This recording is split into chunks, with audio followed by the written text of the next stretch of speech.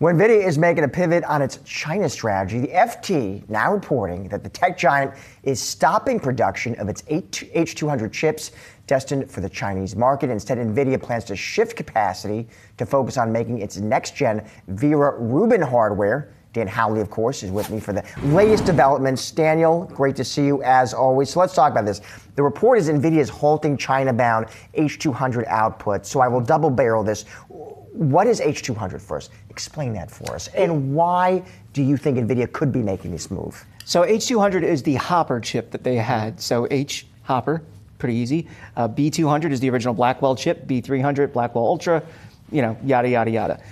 This was going to be the chip that was going to go to China, right? The U.S. had said, all right, you guys can ship it. We'll take a little slice of the pie when you get the cash for it.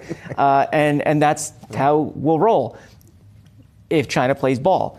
And so far, we've seen reports of China saying to certain companies, Alibaba, what have you, that yeah, go ahead, you can order them, but in like limited quantities. We've seen reports of China saying nobody use it, use homegrown chips.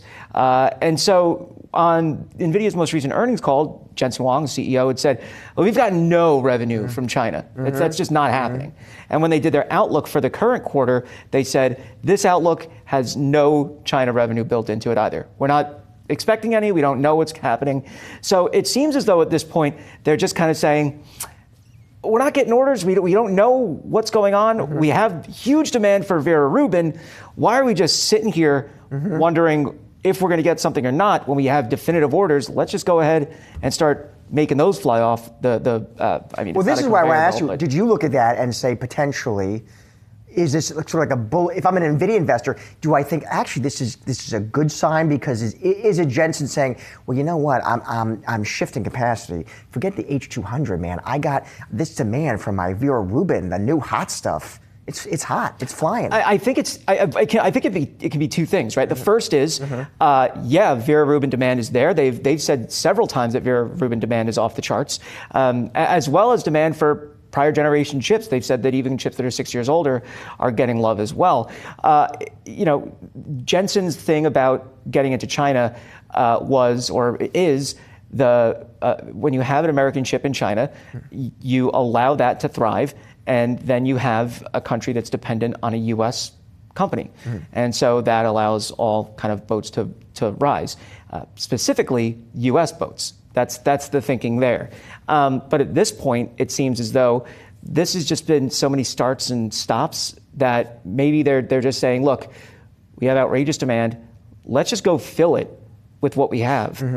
Get those lines going for Vera Rubin, and we'll be able to bring in a ton of cash on that. That you don't have to split with the government either. Not split, but take a cut off of. I think it was 15% last time we had seen. And so that to me is in my mind where this kind of strategy fits in, and it makes sense. You have a company that has a product that's highly desirable. Everybody who's in AI is trying to get their hands on it, and if they can, great for them. So why not just start sending them off the line, and now you'll have more to sell later. So I mean, it does make. From a promising concept to a significant expansion of real-world infrastructure, artificial intelligence has seen enormous expenditures. As AI infrastructure spending probably peaks around 2026, projections place the market for AI data center chips at roughly $207 billion in 2025 for GPU and accelerator shipments. By 2030, overall demand is anticipated to reach $286 billion. Every aspect of the ecosystem is receiving that kind of funding, from high-speed networking and analog chip suppliers vying to meet the power and bandwidth requirements of new AI clusters to power and cooling experts like Vertiv, VRT, which is clearing a backlog of about $15 billion related to AI data centers. It also explains why a well-known billionaire who became renowned as one of Tesla's biggest individual investors has turned his attention more to Nvidia, the business that many analysts now call the godfather of AI. He recently announced the acquisition of 1 million Nvidia shares, characterizing it as a gesture to calm what he sees as a tense market that is beginning to wonder how far this AI spending cycle can go, as well as a wager on AI's lengthy runway. If billionaire AI insiders are investing in Nvidia at this stage of the cycle and institutional forecasts continue to indicate that spending on AI chips will reach the hundreds of billions of dollars over the coming years, should regular investors be considering doing the same or questioning whether this is definitely the time when caution is most important? Let's investigate. The majority of Nvidia's revenue comes from graphics processing units, GPUs, which are the backbone of the business and power data centers, gaming, and AI infrastructure. Despite being down 1.71% year-to-date, YTD, following a very successful 2025, the stock has been hard to ignore during the past year, up 56.28% over the last 52 weeks. Nvidia continues to trade at a premium despite that recent decline. Investors are still pricing in stronger growth, as evidenced by its forward price-to-earnings ratio of 24.31x, which is marginally higher than the sector average of 21.83x. With profits per share of 4.57, the trailing PE is 39.40. With a 0.04% yield, 0.02% annualized, 2 consecutive dividend increases, a low forward payout ratio of 0.87%, and the most recent quarterly dividend of $0.010 paid on December 4, 2025, the dividend story is modest but conservative. Nvidia continues to break records in terms of revenue. Its revenue for the fourth quarter of FY 2026 was $68.1 billion, up 73% year-over-year, YoY, and 20% over the previous quarter, for a total revenue of $215.9 billion for FY 2026. Thanks to GAAP EPS of $4.9 and gross margins of 71%, annual net income reached $120.1 billion. With $58.5 billion remaining under its repurchase authorization and $41.1 billion paid to shareholders through buybacks and dividends during the same fiscal year, Nvidia demonstrated a strong belief in its long-term prospects. In order to advance next-generation optics technologies, which are crucial for scaling AI data centers, Nvidia and Coherent, COHR, inked a multi-year agreement. The deal includes a $2 billion investment to expand Coherent's U.S. production and research and development capabilities, as well as a multi-billion-dollar purchase commitment from Nvidia. The focus of the effort is on enhanced package integration and optical interconnects, which are essential for high-bandwidth, energy-efficient AI communication.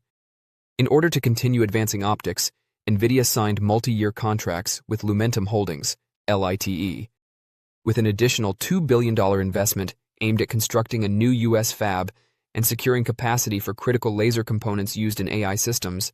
This cooperation is quite similar to the Coherent agreement. Nvidia is strengthening the foundation of massive AI factories and increasing energy efficiency throughout its data infrastructure by embracing photonic integration. In addition to these investments in chips and optics, Nvidia has partnered with leading international telecom companies such as Cisco, Nokia, Ericsson, BT Group, SoftBank, and T-Mobile to spearhead the development of 6G networks based on open, secure, and AI-native platforms. Nvidia is positioned at the forefront of the upcoming generation of intelligent infrastructure and connectivity thanks to this endeavor. The future of Nvidia as seen by analysts. Due to current export restrictions, Nvidia's forecast for the first quarter of fiscal 2027 calls for revenue of around $78 billion, give or take 2%. This estimate does not include any data center compute revenue from China. For the current quarter, April 2026, and the upcoming quarter, July 2026, analysts anticipate earnings of $1.67 and $1.80 per share, respectively. Earnings for fiscal 2027 are expected to be $7.52 on a full-year basis, which translates into robust YoY growth rates of 116.88%, 81.82%, and 64.55% for the near-term periods presently under consideration. That story is being supported by large research firms.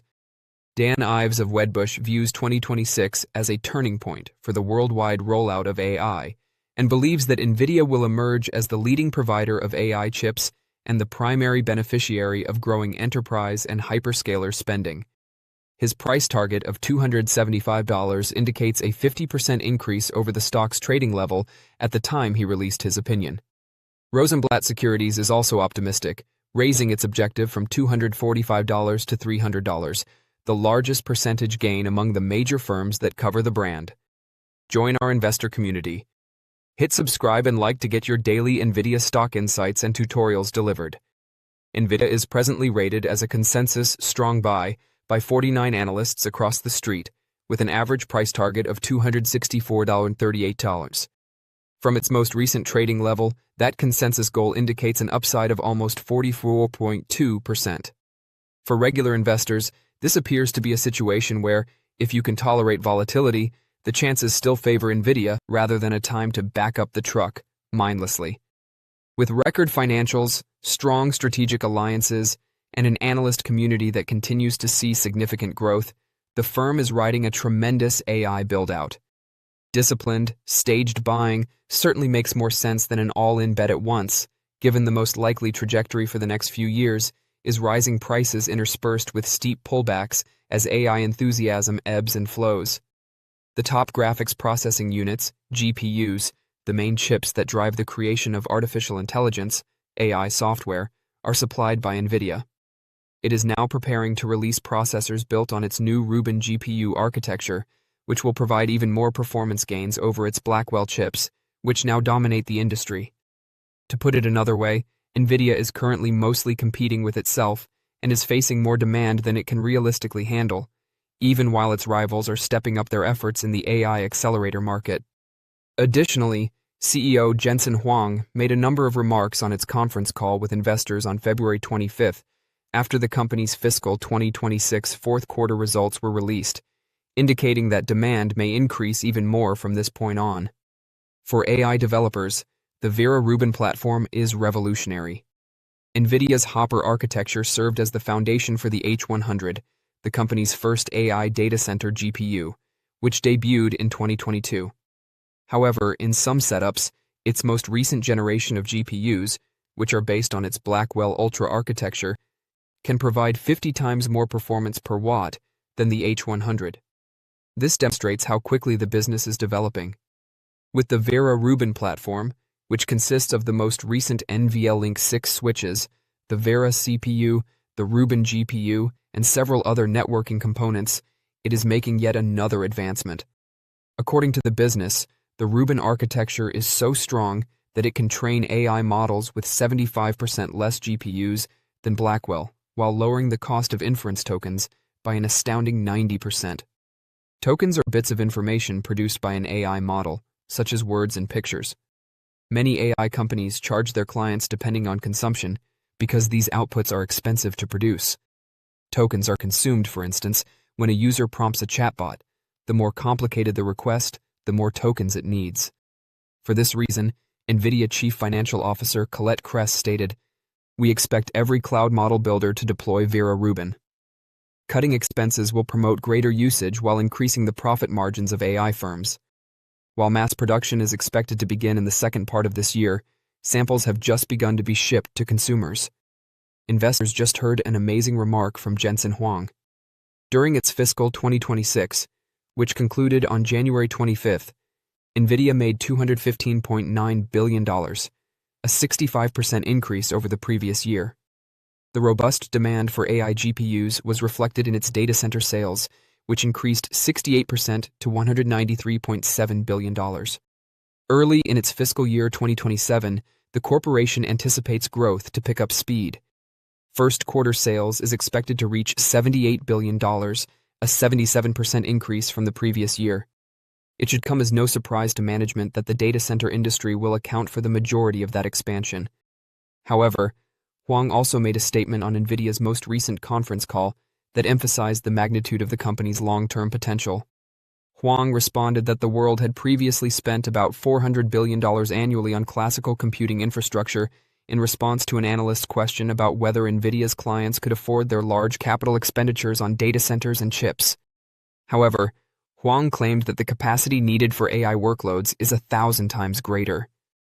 Huang predicted last year that by 2030, yearly spending on AI data center infrastructure may exceed $4 trillion. Although it sounded lofty at the time, if he is correct about the enormous amount of processing power needed, it may be feasible, particularly if AI adoption increases as inference token prices decrease. At its current price, Nvidia's stock appears to be inexpensive. In fiscal 2026, Nvidia generated adjusted earnings of $4.77 per share, resulting in a price-to-earnings (PE) ratio of 36.1 for its shares. The company may be significantly cheap in relation to its history, since it represents a staggering 41% discount to its 10-year average PE ratio of 61.6. According to the consensus on Wall Street, Nvidia's earnings are expected to increase to $8.23 in fiscal 2027. This results in a projected PE ratio of only 21.5 for the company. In light of the fact that the S&P P500 index is currently trading at a trailing PE of 24.7, Nvidia's stock may soon be less expensive than the market as a whole if it doesn't rise over the course of the next 12 months. However, given how big of an opportunity Nvidia has, I don't think the stock will drop much before investors jump in and buy. If Wall Street's fiscal 2027 profits projection turns out to be correct, the stock would need to rise by 186% over the course of the next year in order for its PE ratio to trade in line with its 10-year average. I'm not saying this will happen. Now might be an excellent moment to buy some Nvidia shares because even a small portion of that potential gain would account for an amazing one-year return. Don't forget to share your thoughts and experiences in the comments below. Your input helps create a more knowledgeable community where we can all learn and grow together in the world of investing. Stay up to date with the latest market trends, insights, and key updates by subscribing to Investing Tutorial. We're here to help you make smarter investment decisions and stay ahead of the curve. About this broader question about some folks say you should be, since we're talking about China and AI, some smart folks in the industry say, what are you doing selling your AI chips to China in the first place? Are you nuts? You don't sell your superpower to an adversary. On the flip side of the coin, folks say, Dan, if you keep these export controls in place, you're going to actually unintentionally encourage the Chinese homegrown domestic players to really up their game. Where do you come down on that? It's hard, right? Because smart people, Dario Amati, he's the head of Anthropic. Swinging on that. He said that I think he said it's the equivalent of giving a nuke to your adversary, right? Talking very tough. China's an adversarial country. It's a nice phrase to not say enemy, but not say best friend. And so, the U.S. has said, look, we don't want to give you guys carte blanche to get these chips. We want to, make sure that things are good for us. And you've had some lawmakers say that, yeah, we should do that. We shouldn't allow our, prized possession go over to China and potentially build out their AI so that then they can have that spread throughout their military, their companies, and then put up a bigger challenge to the U.S. The flip side, though, as you say, is, okay, so they don't have access to these chips. Well, now you're just going to go ahead and make them build out their own chips that could be just as compatible or just as capable eventually. And then there's nothing that would put a kind of governor on their ability to grow their AI because they're no longer dependent on the U.S. And it's kind of similar to what happened with Huawei, right? You cut off Huawei from chips from the likes of Qualcomm and that kind of technology. And then they went ahead and said, all right, we'll just build our own chips now. And now they have competing chips. And so they had a market that was dependent on a U.S. chip. Now it doesn't matter, right? And so they just went out and built those chips. Now, I'm not saying that, it's apples to oranges. They're very different technologies. They're very different purposes. So perhaps it's easier to build a chip for a phone than a data center. I would assume it is. But, that's kind of the back and forth between these two. And it's honestly, hard to say who's right and who's wrong. I think it depends very much on where you fall on national security and how AI plays into this. And, obviously it plays a major role. We've heard that the Trump administration is using Anthropic's AI models in Iran right now and used it. Yeah, the Journal had that. Yep. So, it's clearly not a pie in the sky idea that AI is being used for military purposes and will be down the line. So, it really comes down to where you fall on that.